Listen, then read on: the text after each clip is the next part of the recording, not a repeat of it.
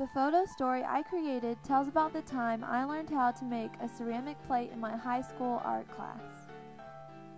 My art teacher's name was Miss Manley, which was ironic because she used to be a cheerleader for an NFL team. Anyway, at the beginning of the semester, she gave us a giant bag of clay that looked much like this one in the picture.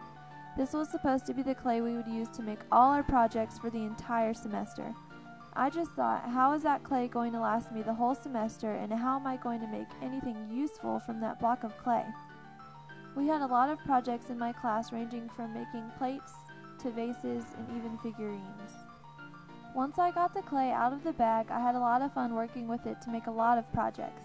When you mix water with clay, it becomes extremely moldable, as you can see in this picture here. Clay can be molded into just about anything.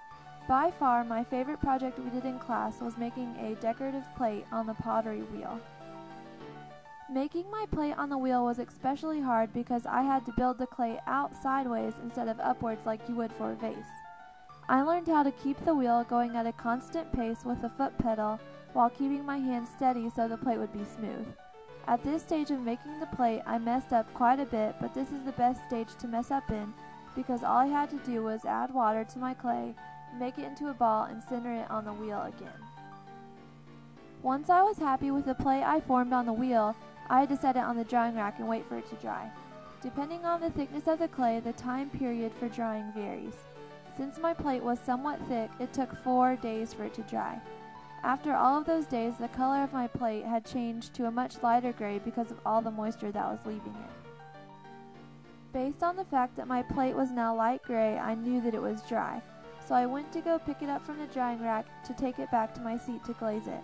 However, when I put my dry plate on the table, I wasn't being as careful as I should have been, and my plate broke in half.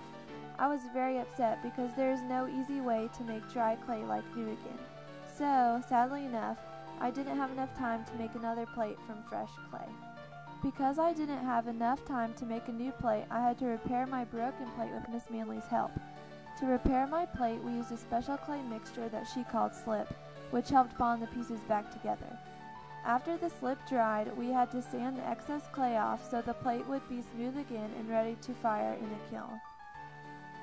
After Miss Manley and I fixed my plate, and before I fired it, I wanted to make some designs in the plate.